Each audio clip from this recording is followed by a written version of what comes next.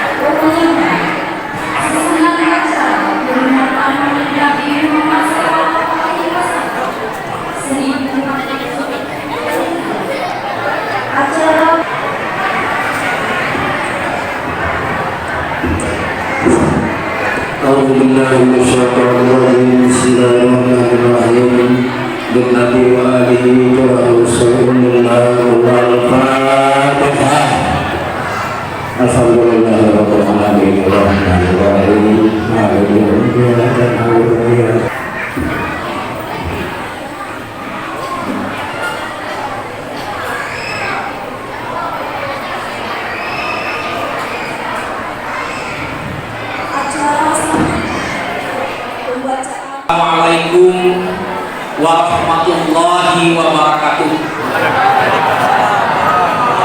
Izin Pak Sekam, kalau dilihat suasananya ini ada kaku kalau saya duduk.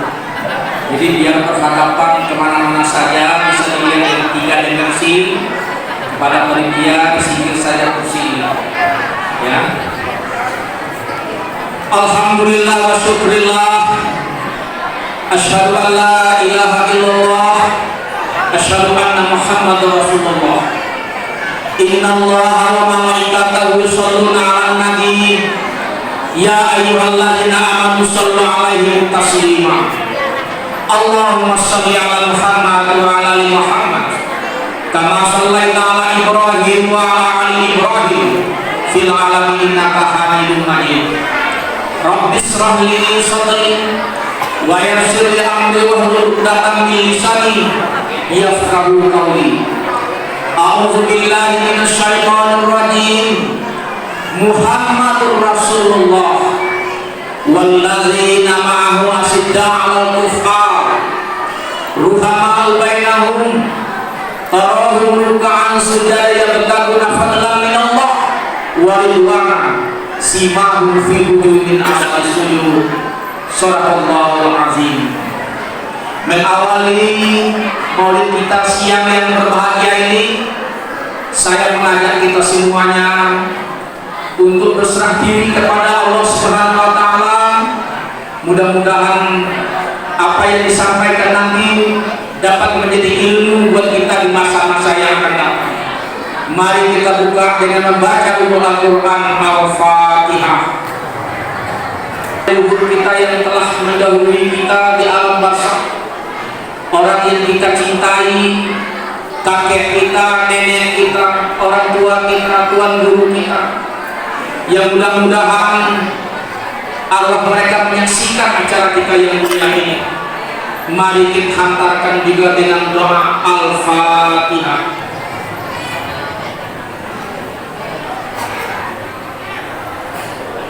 Alhamdulillah wa syukrillah kepada yang pertama Bapak Sekam. Beliau bawa rumah tadi Pak? Belum? Sendirian Pak ya? Sendirian.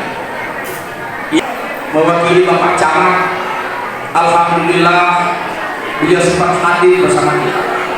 Mari kita beri aplaus perhatian kita kepada beliau pada ada satu ini.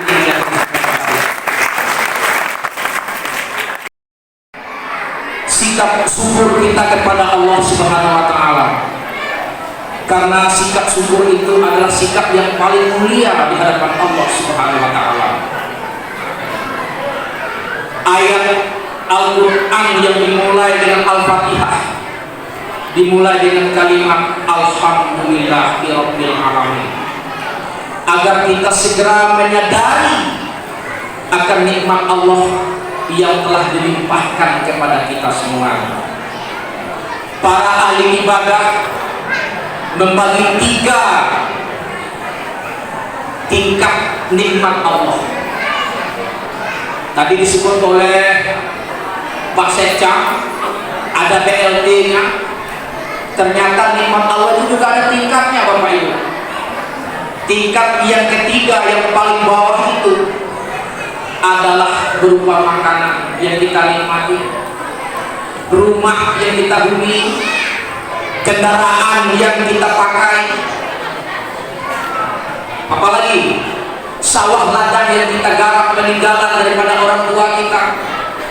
Semuanya itu nikmat Allah yang harus kita syukuri. Ternyata kelasnya itu nikmat Allah itu kelas 3. Loh kenapa?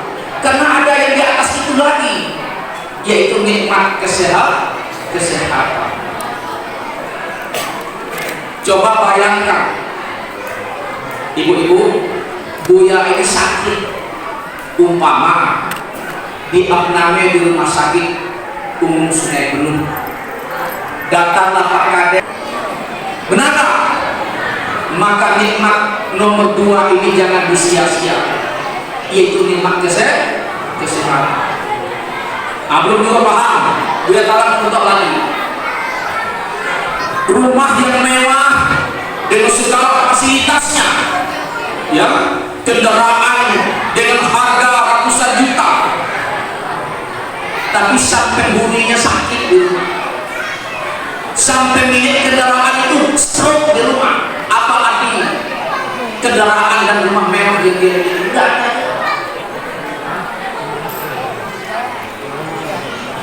Ladangnya luas, sawahnya luas, tapi sang pemiliknya itu sedang stroke.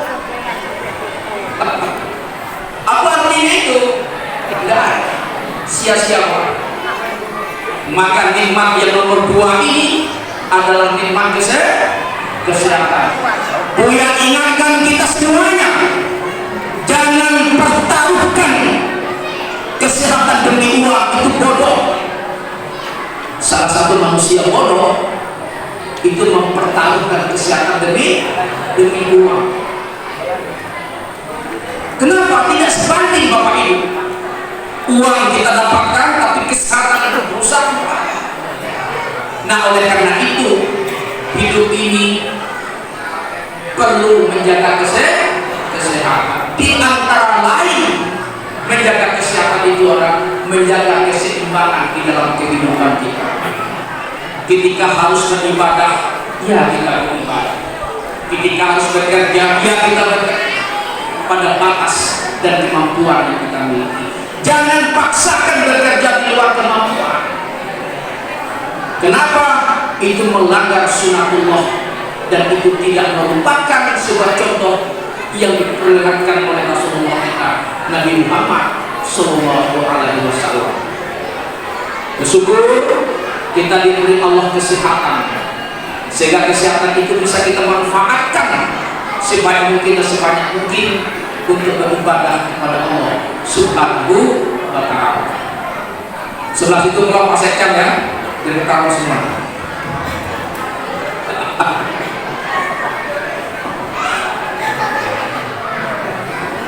Nah, Bapak Ibu, nikmat yang pertama tadi, yang kelas 3 itu makanan, rumah, kendaraan. Itu nikmat Allah kelas 3. Karena ada nikmat yang di atas itu kesehatan. Nikmat Allah kelas 3 ini akan kehilangan mana? Kehilangan manfaat kalau orang itu tidak sehat. Benar tak? Maka jaga kesehatan. Nah, ada lagi nikmat di atas itu. Apa itu? Itulah hidayah Allah Subhanahu wa Ta'ala. Itulah nikmat Allah yang pertama. Kenapa? Karena nikmat ini adalah merupakan petunjuk hidup bagi kita yang dihadirkan Allah di muka bumi ini dalam rangka kita beribadah kepada Allah Subhanahu wa Ta'ala, diberi Allah hidayah. Faman yuridillahu ayyahdiyahu sadrahu lil Islam. Siapa yang dikehendaki Allah dapat hidayah, maka dibukakan Allah hatinya itu untuk berserah diri kepada Allah Subhanahu wa Ta'ala. Itulah tanda orang yang mendapatkan hidayah. Apa tandanya? Dibuka Allah hatinya itu untuk berserah diri kepada Allah Subhanahu wa Ta'ala. Termasuklah acara mulia kita ini dalam rangka kita berserah diri kepada Allah Subhanahu wa Ta'ala. Amin. 3 nikmat ini Bapak Ibu tidak selamanya bersama kita. Sehat tidak selamanya kita sehat. Benar tak? Sempat tidak selamanya kita sempat. Kaya tidak selamanya kita kaya. Maka orang yang beriman itu selalu memanfaatkan kesempatan dan sebanyak mungkin menjadikan nikmat ini menjadi sarana dia untuk mendekatkan diri kepada Allah Subhanahu wa Ta'ala. Boleh jadi pagi besok nikmat ini dicabut oleh Allah. Buya sedang ceramah seperti ini, tahu-tahu pagi besok dapat berita dilarikan ke Bukit Idris. Bisa. Yang sedang sehat-sehat seperti ini, sudah bergaul dengan masyarakat, tahu-tahu besok dipanggil Allah, tidak ada yang mustahil. Nah, oleh karena itu orang beriman itu orang yang cemas, takut kepada Allah. Jangan-jangan nikmat itu disalahguna.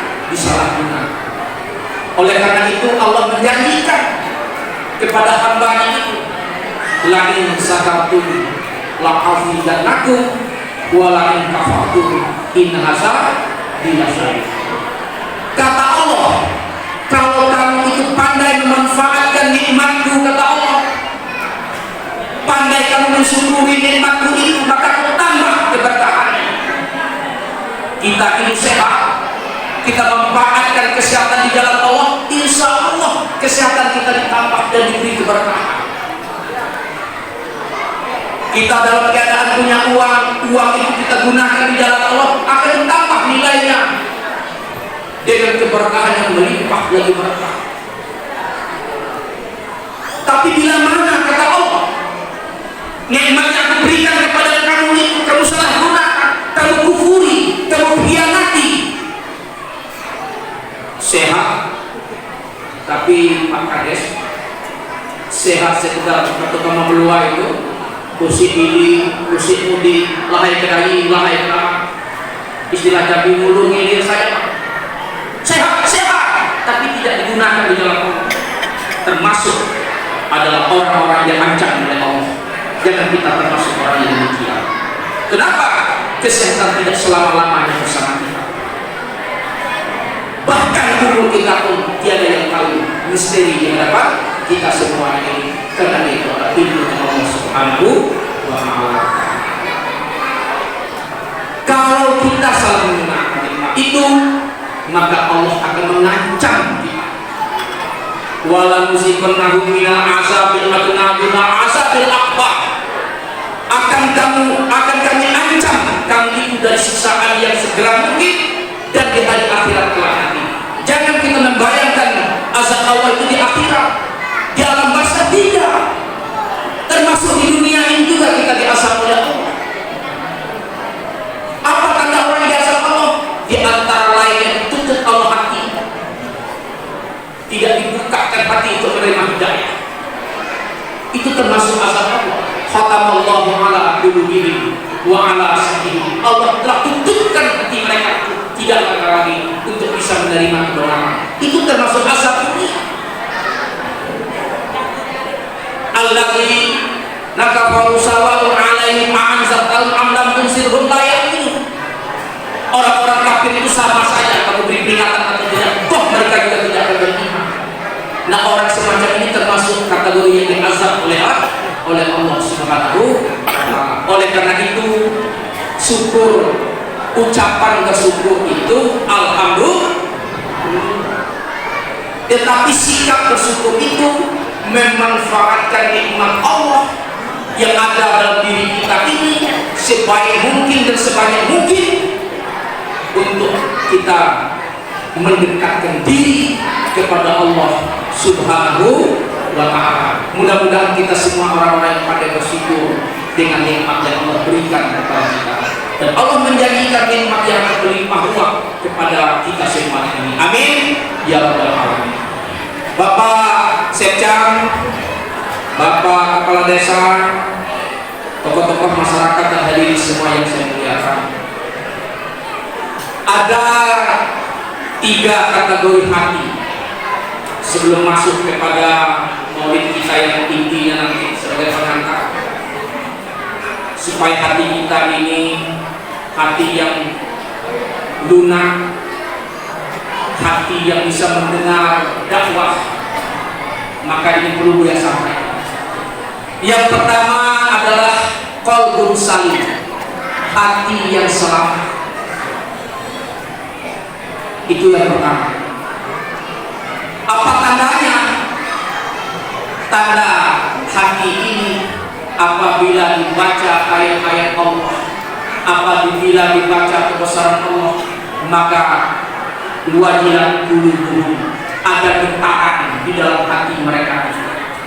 Itulah tanda hati yang salim, termasuk hati tadi. Begitu ada peringatan oleh Nabi, ada rasa tanggung jawab yang dalam hati kita, ada rasa ingin berkumpul di tengah masyarakat, ada rasa ingin mengintrospeksi diri atas kehidupan kita. Nah, sedemikian rupa itu adalah termasuk kategori hati yang salim, hati yang selamat. Mudah-mudahan kita semuanya termasuk punya hati yang selamat. Ada lagi yang kedua, hati yang sakit. Ini hati Bapak Ibu. Fi qulubihim maradun fazadahumullah wa lahum 'adzabun 'adzim. Di dalam hati mereka itu ada penyakit. Ya. Fi qulubihim maradun fazadahumullah walahum azabun azim. Di dalam hati mereka itu ada penyakit, dan maka Allah tambahkan penyakit itu, dan bagi mereka itu azab yang pedih. Kategori ini hati-hati. Kalau sudah termasuk pada kategori hati yang sakit ini berbahaya. Ini sudah lampu merah. Artinya apa? Kalau tidak segera diobati, dia akan menjadi hati yang mati. Bagaimana mengobati hati yang sakit ini? Tidak ada lain adalah mendengar kata-kata wasiat dari ulama-ulama kita, dari tuan-tuan guru kita. Maka selalu pengantar mengatakan santapan rohani kita Pak Seja. Ya memang rohani ini perlu santapan. Sama dengan jasmani kita ini. Kalau tidak diberi santapan, fisik kita ini tidak makan 3 hari, maka sakit. Benar tak? Nah rohani kita demikian. Kalau tidak dikasih makan, maka rohani kita sakit. Tetapi obat penyakit rohani, santapan rohani, bukan makanan, bukan air, tetapi adalah Al-Quranul Karim sebagai petunjuk hidup yang diberikan Allah kepada kita melalui Rasulnya Nabi kita Muhammad Sallallahu Alaihi Wasallam. Karena Al-Quran ini termasuk salah satu mukjizat Nabi kita Muhammad Sallallahu Alaihi Wasallam. Ada lagi hati yang ketiga ini yang berbahaya dulu, hati yang mati. Wah, ini repot sekali. Kalau sakit ini masih ada upaya penyembuhan, malas, dipaksakan ke masjid, dipaksakan mengaji, mungkin 3 minggu, 1 bulan sudah mulai pulih. Karena ada upaya, karena sakit masih ada upaya pengobatannya. Tetapi kalau hati yang satu ini, hati yang mati, na'udzubillahi min dzalik. Khatamallahu ala qulubihim wa ala sam'ihim wa ala absarihim gisawatun walahum azabun azim. Na'udzubillahi min dzalik. Kata-kata khotam itu pikir mati dalam bahasa. Sudah, kejadiannya sudah.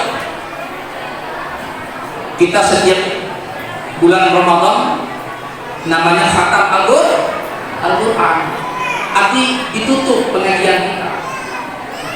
Kata-kata khatam itu ditutup, maka khatamallahu ala qulubihim itu ditutup hati kita. Wah, ini repot. Ini hati yang sudah tidak lagi mendengar kebenaran. Kalau yang sakit tadi masih ada upaya pengobatannya, namanya saja sakit. Kita suntik, kita ke dokter, ya, diberi obat, bisa sembuh. Tapi kategori hati yang ketiga ini, khatamallahu ala qulubihim wa ala sam'ihim wa ala absarihim gisawatun walahum azabun azim. Na'udzubillahi min dzalik. Hati yang mati. Kenapa? Sudah Allah cakam, sudah Allah tutup. Kalau kita tidak hati-hati, lengah dengan segala bentuk peringatan Allah, tausiah tidak kita pedulikan, perintah agama tidak kita jalankan, asik dengan maksiat, asik dengan segala upaya-upaya memperturutkan hawa nafsu, maka hati kita akan menjadi hati yang mati, tidak akan ada lagi obatnya. Kenapa? Sudah disegel oleh Allah dengan kalimat khatamallahu ala qulubihim. Na'udzubillahi min dzalik. Jangan kita termasuk mendapat hati yang demikian. Hati yang saleh, hati yang selamat. Yang kedua, hati yang sakit, ini kita obati. Dan yang ketiga, hati yang mati, ini yang kita hindari kita. Ya, jemaah yang dimuliakan Allah. Ada 4 tanda. Perhatikan ibu-ibu, ada 4 tanda orang yang mengaku dirinya umat Muhammad. Jadi Al-Quran ini mengungkapkan siapakah pengikut Muhammad itu, siapakah ciri-ciri umat Muhammad itu. Karena kita menghormati beliau bukan sekedar bersalawat, tetapi lebih daripada itu mentaladani beliau. Laqad kana lakum fi Rasulillah uswatun hasanah. Sungguh pada diri Muhammad itu ada contoh yang baik. Nah, orang yang mengaku dirinya umat Muhammad itu diungkapkan oleh Al-Quran ada 4 tandanya. Siapa mereka itu? Walladzina ma'ahu asyiddaa'u 'alal kuffar. Itu ciri pertama umat Muhammad. Siapa mereka itu?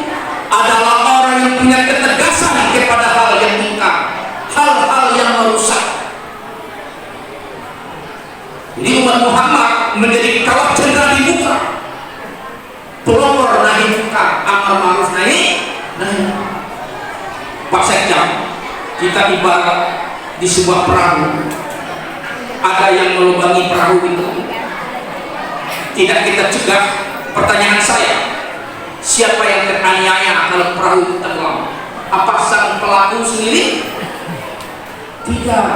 Seluruh yang ada di dalam kapal itu, termasuk bayi-bayi, anak-anak yang tidak berdosa, menjadi korban itu. Maka umat Muhammad tampil di depan sebagai kelompok orang yang mencegah dari perbuatan yang keji dan mungkar. Asyiddaa'u 'alal kuffar, itu ciri utama umat Muhammad, punya ketegasan kepada kemungkaran, kefasikan dan kekafiran. Biasa tinggi saya Bapak Cis, melalui segala hangat yang pelantikan Bapak Kades, saya berpesan kepada kita semuanya, di zaman sekarang yang sudah canggih, teknologinya hebat, informasinya luar biasa, tolong jaga desa tercinta kita ini dari hal-hal yang serius. Yang paling sangat pengaruh hari ini adalah peredaran narkoba. Kerinci hari ini sudah darurat narkoba. 4 hari yang lewat Pak Sekjam kita telah dapat berita, ditemukan ladang ganja di Sungai Penuh. Ya, ini menjadi perhatian semua kita. Beberapa bulan yang lewat, ada aparat oknum ditangkap terlibat dalam perkara narkoba. Polisi ditangkap, coba bayangkan oknum dikirim. Oleh karena itu, saya mengingatkan kepada kita semua, jangan takut, jangan segan kalau ada hal-hal yang mencurigakan di desa kita ini. Koordinasi dengan Bapak Kades, nanti Pak Kades akan menelpon Bapak Kapolres, menelpon lembaga terkait untuk ditindak. Kenapa? Kalau kita lengah, generasi-generasi kita yang jadi anak-anak kita ini, anak buah, anak keponakan kita yang sedang masa golden age, masa keemasan dan rusak. Izin Pak Sekjam, saya sudah pernah survei di Jambi, di tempat rehabilitas narkoba. Sekalipun sudah sehat tapi tidak normal juga. Lasihah dinyatakan sehat menurut BNP, Badan Narkotika, tapi lah rusak. Artinya orang yang sudah dalam kategori tercantum narkoba itu susah harapan untuk balik kembali. Masa depannya tidak ada. Kenapa? Ini perserapannya sudah rusak. Malunya tidak ada lagi, takutnya tidak ada lagi. Itu makanya berbahaya. Pecandu narkoba itu tidak takut untuk membunuh kalau dia sudah menagih, tidak takut untuk memperkosa, tidak malu hadir di tengah publik, tidak ada lagi. Kenapa? Rasa malu dan rasa takut itu tidak ada lagi akibat daripada zat adiaktif. Nah, coba bayangkan kalau ini sudah melanda generasi muda kita, apa jadinya desa tercinta kita di masa yang ke depan, yang mengganti seluruh tokoh-tokoh yang ada di sini, ulamanya, cendekiawannya, adatnya. Ini adalah generasi muda, harapan bangsa. Tapi kalau mereka sudah rusak, apa yang kita harapkan? Belajar tidak ada lagi minatnya, bekerja tidak ada lagi, yang ada itu hanya di dalam ilusi, cengah-cengih, ya. Kalau masuk kita rusak tuh lah serusuh-rusuh tidak bisa di. Kalau orang sudah menjadi narko, nah ini tolong diperhatikan kepada desa tercinta kita ini. Buatlah satgasnya, perangkat desanya selalu memonitor hal-hal yang mencurigakan, lapor kepada pihak terkait untuk segera ditindak. Kenapa? Ciri utama umat Muhammad itu adalah asyidda ala kufar, punya ketegasan kepada hal ini yang ingkar itu. Jangan loyo, jangan tinggi. Kenapa? Kemungkaran yang hadir di depan kita itu harus kita tindak, tetapi sesuai dengan bidangnya. Nah, kalau Buya ini Pak Sekda, dia dengan ceramahnya ini, Bapak Kepala Desa dengan kebijakannya, Bapak Kapolres dengan wewenangnya, ini kita padukan untuk menjadi kawah cerdas dibuka dalam pemberantasan narkoba itu. Tidak mungkin Buya menggeremeng orang itu, tidak mungkin. Tapi kita yang hadir di sini ini menjadi saksi, menjadi orang yang punya kepedulian terhadap hal-hal yang baru yang merusak kita. Sepakat tak? Sepakat? Saya ingin suara yang gemuruh. Sepakat? Terima kasih. Salah satu contoh yaitu tadi narkoba. Tolong dijaga anak buah anak keluarga kita yang ada di desa Tunjung ini agar menjadi generasi yang selamat untuk masa yang akan datang. Yang kedua, saya mau bicara dengan ibu-ibu ini Pak Sekda. Bu, coba kita perhatikan penggunaan hati media. Api tahu kan ibu? Coba lihat anak buah, anak cucu kita dulu. Mereka itu sudah habis waktunya di handphone. Pagi, siang, malam. Benar? Itu termasuk bagian dari asyidda ala kufar. Tolong diawasi. Handphone itu banyak gunanya, banyak manfaatnya. Buya pun masih belajar melalui handphone. Tetapi juga seiring juga dengan daya rusaknya kalau kita tidak bisa alih menggunakannya. Apalagi seluruh dunia bisa ditampilkan di sana. Mereka berselancar dengan situs-situs yang tidak islami lagi. Ini akan membawa karakter yang rusak generasi muda kita. Mereka terlena, dihina, bobokan dengan permainan itu sehingga belajar dan ibadahnya sudah tidak ada lagi. Ini juga bagian dari asyidda ala kufar. Ini bagian daripada ini. Coba perhatikan, kalau saudara-saudara bisa lihat, ya ada waktunya. Begitu sholat, ambil hatinya secara paksa, suruh ke masjid. Ada apa? Ada pengawasan. Lihat rekaman itu kemana saja yang dicari-carinya. Karena seluruh handphone itu seluruh fasilitasnya ada. Jadi potensi baiknya ada kalau kita menggunakannya untuk kebaikan, tapi sekaligus daya rusaknya lebih hebat lagi kalau kita tidak alih menggunakannya itu. Dan ini untuk ibu-ibu. Kenapa ibu-ibu saya sampaikan? Karena beliau-beliau ini yang paling dekat dengan anak-anak. Itu kita dekat pergi lalu lari. Benar tak? Ya, hanya pagi-pagi, pulang pagi. Lagi Buya orang swasta, Pak Sekda nanya tadi, Buya mulai tugas, aku Pak Sekda seperti petani biasa, keladang sawah. Kita tidak bakal ada SN. Ya, mana-mana. Paham Bu? Tolong awasi. Karena itu apa? Sangat merusak generasi muda kalau tidak hati-hati. Boleh menggunakannya untuk belajar dan kebaikan, tapi awasi hal-hal yang sifatnya negatif yang berpotensi merusak masa depannya itu tadi. Kadang-kadang Pak, tidak ada lagi sopan santun lagi. Kita manggil itu loh, kita lebih. Kenapa? Kalau zaman kayu dulu dipanggil orang tua ya main-main. Terlambat aja. Ini dia sobek Bang.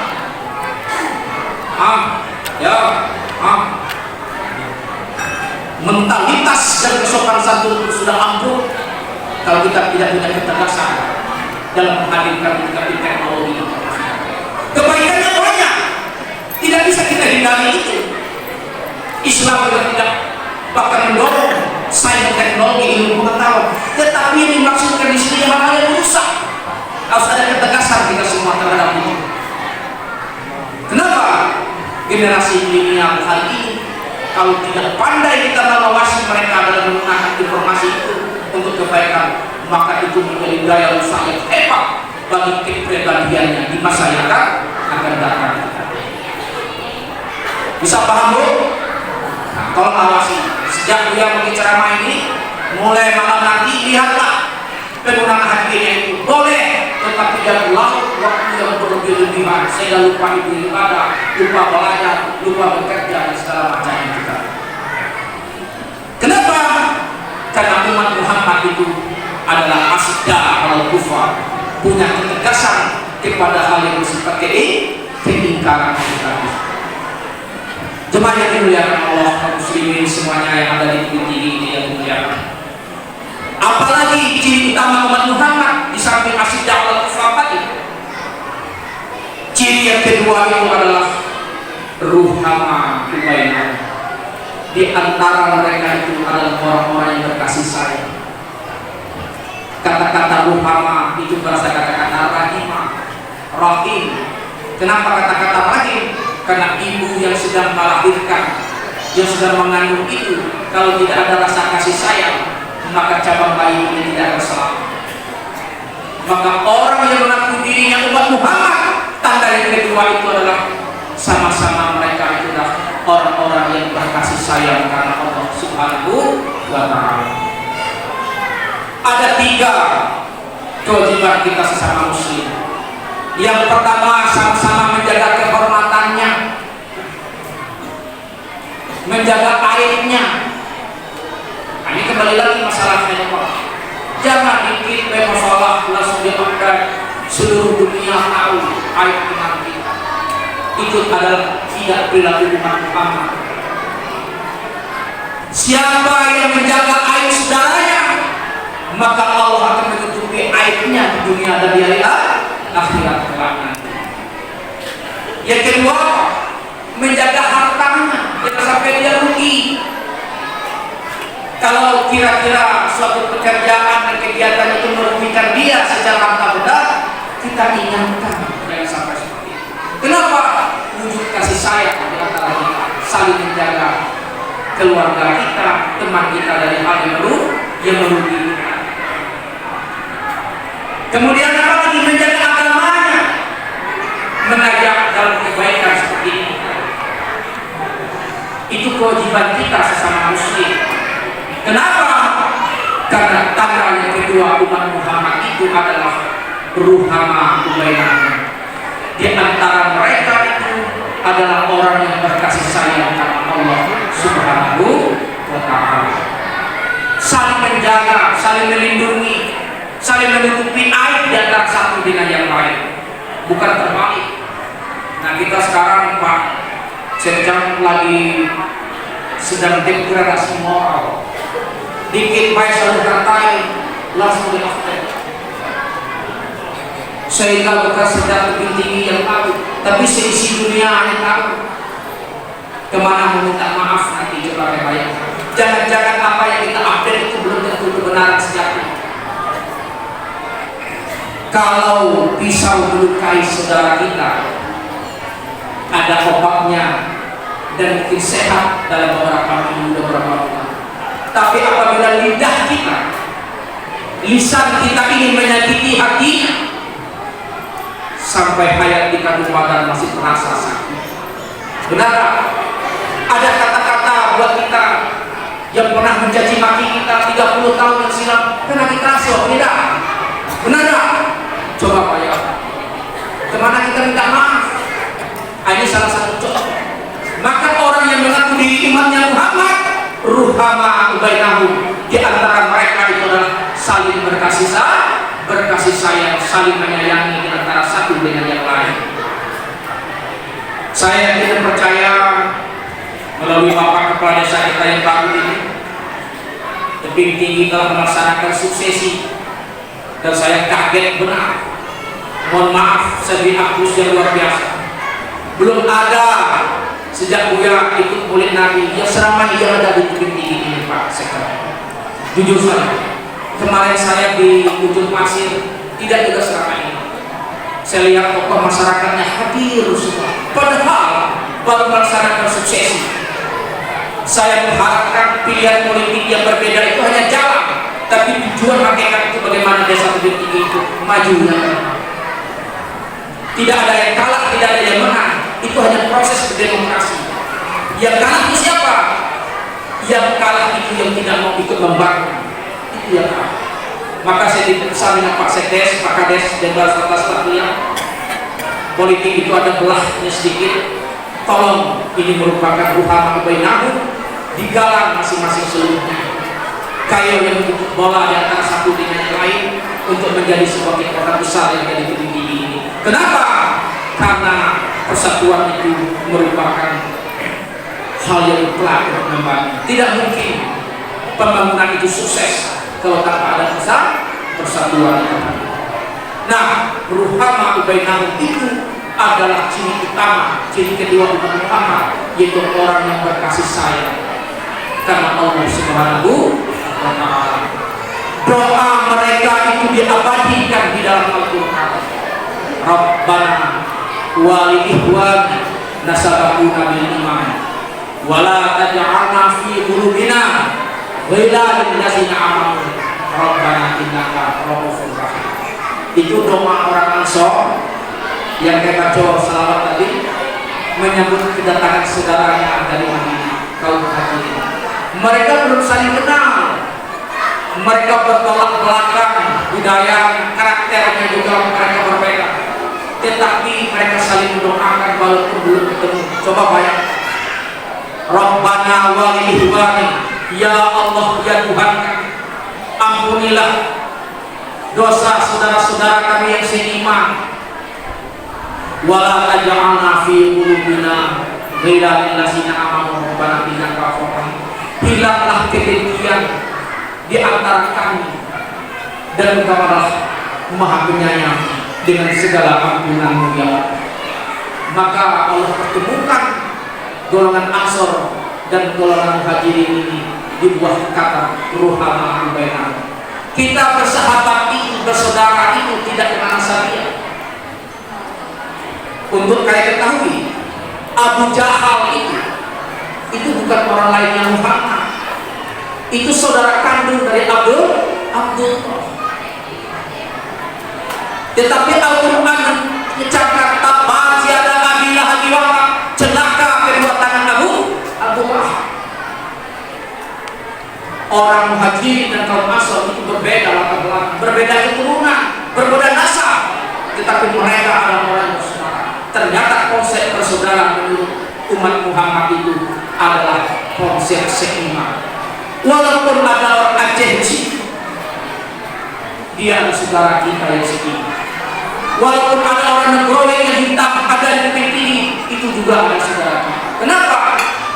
Karena persaudaraan menurut Islam itu adalah ikatan keimanan kepada Allah Subhanahu wa Ta'ala. Kalau hubungan darah, wallahu a'lam. Kita punya mama, dan tidak seiman kita saudara kita yang sesungguhnya. Karena Nabi Muhammad bin Abu Jahal bukan orang lain. Abu Jahal itu saudara kandung dari Abdullah. Coba bayangkan, saudara kandung dari bapak terpisah karena keimanan kepada Allah Subhanahu wa Ta'ala. Itu tanda yang kedua umat Muhammad. Nah, yang ketiga, bukan sujud yang berbagi fadlan min Allah wa ridwana. Lihatlah mereka itu sujud, rukuk, yang mereka harapkan itu adalah fadilah dari Allah dan ridho kami dari Allah. Dalam hal ini kata-kata itu adalah mereka yang makin banyak. Kata-kata ruk'an sujadah bagi orang-orang yang sujud rukuk berjamaah di rumah Allah Subhanahu wa Ta'ala ini. Kalau orang mengaku dirinya umat Muhammad, pasti orang itu adalah orang yang senang berjamaah. Kenapa? Karena masjid ini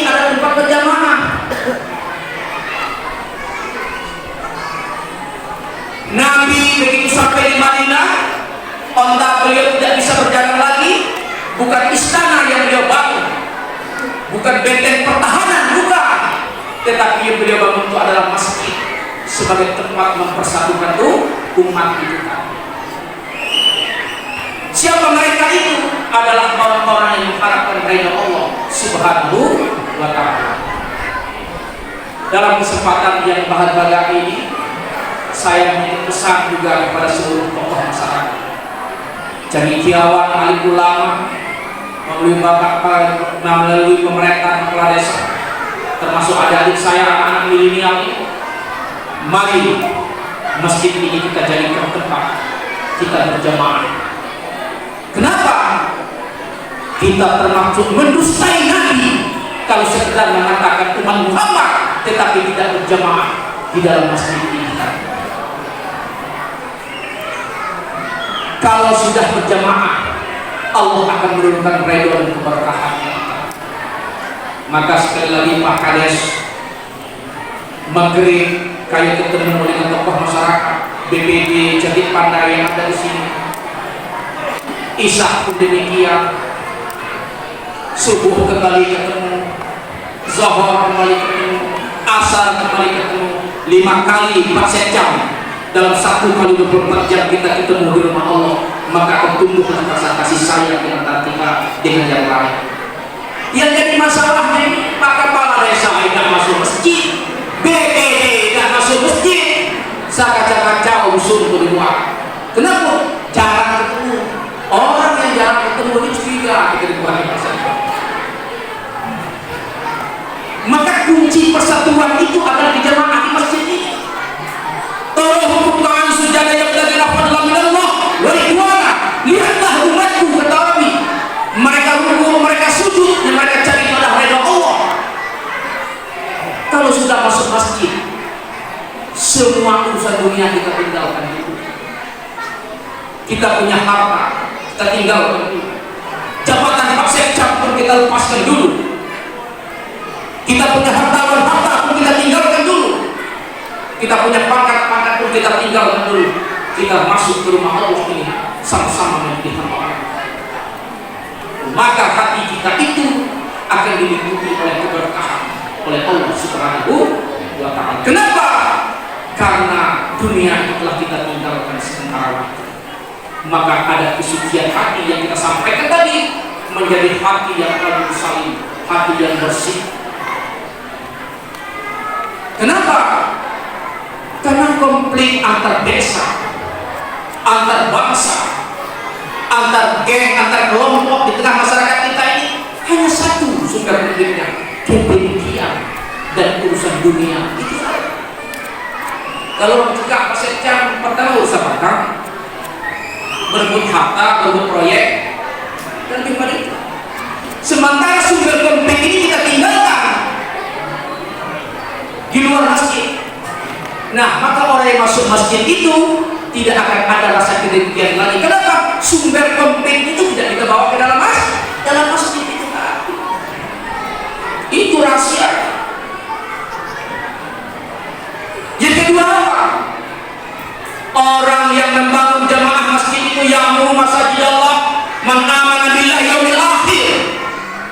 Hanyalah orang-orang yang beriman kepada Allah dan hari akhir yang akan memakmurkan rumahku, kata Allah. Maka aku janjikan kepada hamba-hambaku yang selalu berjamaah itu akan aku panggil di saat alam sakaratul maut dengan kalimat yang indah, ya ayatuhan nafsul mutmainnah irji'i ila rabbiki radiyatan radiyah fadkhuli fi ibadihi wadkhuli jannati. Wahai jiwa yang tenang, menghadaplah kepadaku, kata Allah, dengan aku ridho dan kamu ridho.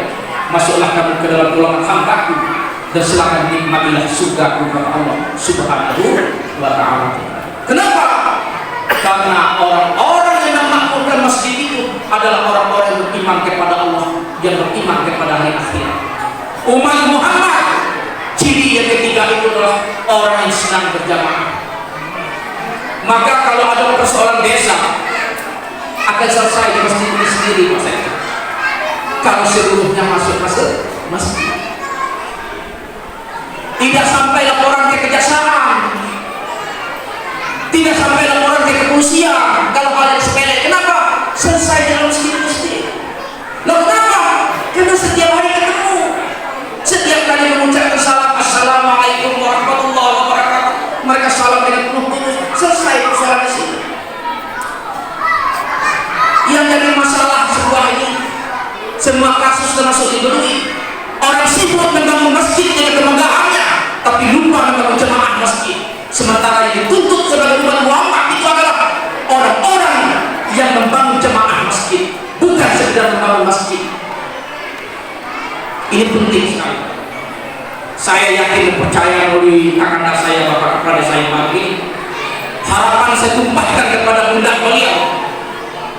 Hakikat pemimpin itu adalah hasanah dunia dan hasanah akhirat, membawa kita selamat dunia dan selamat akhirat nanti. Nah, mulailah Pak Bang, mulailah kayak membangun dari masjid. Setiap hari ajang bermusyawarah di masjid ini. Setiap hari ada hal-hal yang kira-kira mesti diluruskan, bawa dulu dalam sholat berjamaah. Saya yakin dan percaya setelah sholat akan terbuka hati kita untuk saling memaafkan. Karena apa? Allah menjanjikan dengan rasa kasih sayang, ruhama ubainahum, mereka adalah orang-orang yang berkasih sayang, kata Allah Subhanahu wa ta'ala.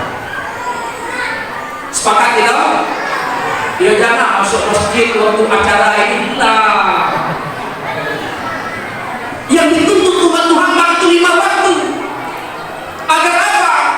Agar kita latihan meninggalkan dunia. Dan di saat kita meninggalkan dunia yang sesungguhnya, kita menjadi orang yang punya ketenangan menghadap Allah Subhanahu wa ta'ala. Kenapa? Karena kita terus dilatih.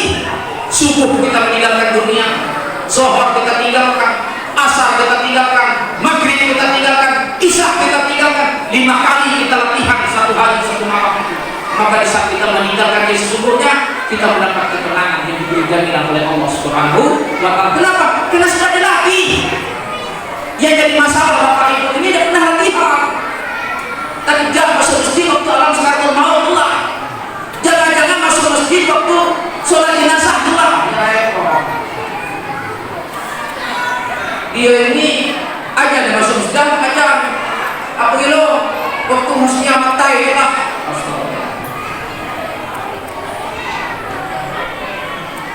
Kalau kita cinta kepada Muhammad sebagai suri tauladan kita, sebagai nabi kita, maka tanggung jawab kita adalah memakmurkan masjid. Kenapa Allah menurunkan keberkahan dari langit dan bumi bagi masyarakat, bagi bangsa, suatu negeri yang mereka itu adalah orang-orang lafatahna barakatus sama wa Allah. Allah turun keberkahan dari langit karena mereka adalah orang-orang yang rukuk dan sujud. Tawahum ruku'an sujada yang tadi adalah minallah wa ridwan, adalah orang-orang yang membangun jamaah masjid. Ini penting buat kita semuanya. Sekali lagi saya pertegas sebagai oleh-oleh Maulid Nabi kita siang yang berbahagia ini, tokoh masyarakat, alim ulama, adat, cadikiau, pemerintah desa, BPD, adik-adik saya, kemenakan saya yang sedang dalam golden age, ya masa sedang giat-giat bekerja dan belajar. Cintailah masjid. Kenapa? Di sini kita memulai keberkahan Allah Subhanahu wa ta'ala, akan jauh dari segala malapetaka, jauh dari segala bala yang Allah akan sampaikan kepada kita. Kenapa? Karena suatu negeri itu apabila mereka bersyukur, mereka bertakwa, akan dihilang oleh Allah segala bala dan segala ancaman yang datang dari luar mereka. Mulailah kegiatan ke masyarakat kita dalam membangun jemaah masjid. Di sini kita bisa bertegur sapa. Di sini kita saling isi-mengisi di antara kita. Kenapa? Karena kita saling ingat wa tawassaw bil haqqi wa tawassaw sabr. Ingat mengingat dalam yang benar dan ingat mengingat dalam hal yang salah. Yang terakhir, cuma semua yang berbahagia. Ciri yang terakhir umat Muhammad itu simahum fi wujuhihim asal. Nampaklah aura air muka mereka itu wajah-wajah yang berseri-seri, karena mereka adalah orang yang selalu sujud kepada Allah Subhanahu wa Ta'ala. Pak Sekam, dalam ilmu psikologi, air muka ini kalau kayak dahing itu air muka. Jadi orang-orang yang sujud itu tercermin dari air muka. Ada wajah yang berseri-seri, ada wajah ketenangan dalam kehidupan. Antara senang dan sedang beda. Orang boleh saja memiliki harta yang melimpah, senang-senang, jangan-jangan di tengah-tengah kesenangan itu dia tidak mempunyai ketenangan dalam kehidupan.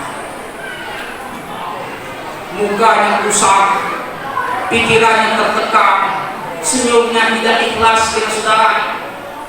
Di hari-hari tidak ada lain adalah orang-orang yang mencari dunia dan dunia sampai-sampai alfa kudutaka surhatta surtul mahal, mengumpulkan harta kamu lupa akan masuk fawaidul lil musallin, celakalah bagi para penumpang. Siapa mereka itu? Fawaidul lil musallin allazina an salatihim sahih, yaitu orang-orang yang menyangka mengumpulkan harta itu tidak akan habis-habisnya. Nah, orang-orang ini itu senang, tetapi tidak Allah beri keberkahan, ketenangan di dalam kehidupan. Umat Muhammad itu ciri yang kelima itu, Allah beri ketenangan di dalam kehidupan. Apa tanda mereka itu? Nampak dari air muka mereka itu, simahun fi wujuhihim asal sujud. Nampak aura air muka mereka itu, aura yang punya ketenangan di dalam kehidupan. Terasa. Gue kasih contoh. Kayak ke Jambi, Malang Cagi, bersebelahan dengan orang yang punya ibadah yang hebat, kenal pun baru itu beloket, hubungan pertemanan pun tidak ada, hubungan bisnis pun tidak ada, hubungan darah pun tidak ada. Kok kita enak rasanya ngobrol? Bahkan sampai Jambi kita tidak tidur semalam suntuk. Pernah kita sudah tidur? Apa sebabnya? Sebab dia memancarkan gelombang elektromagnetik yang positif kepada kita. Hatinya yang bersih, jiwanya yang bersih itu memancarkan gelombang, maka terasa nyaman kita dalam perjalanan itu. Tapi ada yang berbeda ketika kita balik duduk dengan seseorang, kenal tidak pernah, pertemanan pun tidak pernah, hubungan apapun tidak pernah, kok kita merasa tidak mau duduk dengan orang ini, mau kita pindah ke belakang. Kenapa? Dari air muka yang tercermin ini orang kurang baik. Kenapa? Kejahatan hatinya, kejahatan jiwanya yang terpancar dengan kita. Terasa air banyak baik. Kenapa? Simahun fi wujuhihim asal sujud. Nampaklah raut-raut muka mereka itu adalah orang-orang yang bersujud. Itu tanda yang terakhir Imam Muhammad adalah orang-orang yang punya wajah berseri-seri. Dan alhamdulillah, mulai dari sudut sana aku perhatikan sampai sudut sini, apalagi ibu-ibu, mudah-mudahan adalah wajah-wajah yang berseri-seri dan dijadikan Allah Subhanahu wa Ta'ala. Barangkali Pak Sekap, kalau lebih dan balunya tinggi dosis, ya, beberapa poin pokok pikiran itu barangkali yang bisa saya sampaikan sebagai murid Nabi kita. Sebagai ringkasan yang pertama adalah mari kita sama-sama membangun jemaah masjid ini sebagai wujud cinta kita kepada Rasul. Kenapa? Karena kita mencintai Rasul, bukan dengan berbanyak selawat-selawat, bukan menunggu jenggotnya, bukan menunggu sorbannya Rasulullah bagaimana dia pakai sorban, bukan, tetapi mengikuti perilaku kehidupan beliau sehari-hari. Dan salah satu sunnah utama beliau itu adalah membangun jemaah masjid sebagai sumber inspirasi ukhuwah Islamiyah. Mudah-mudahan lebih tinggi ini diberi Allah keberkahan dari langit dan dari bumi, menjadi desa yang maju mengantar kesetaraan masyarakat, lebih-lebih generasi muda yang datang. Akan lahir di bumi tinggi ini pemuda-pemuda, pemudi-pemudi terbaik yang ikut dibangun intelektual di kabupaten dan di kabupaten dan di provinsi lain. Kenapa? Sudah dipersiapkan oleh generasi dahulunya. seperti kayak barangkali itu yang akan dia sampaikan. Ada kata-kata yang menurut kurang tidak berkenan, saya mohon dimaafkan. Kepada Allah Subhanahu wa Ta'ala aku mohon ampun dan mohon maaf. Kepada kita semuanya aku mohon maaf. Segala kebenaran datang dari Allah. Semua kesalahan dan kekurangan itu datang kepada saya sebagai seorang manusia. Akhirul kalam, bila itu sampai yang pasti ditutup. Assalamualaikum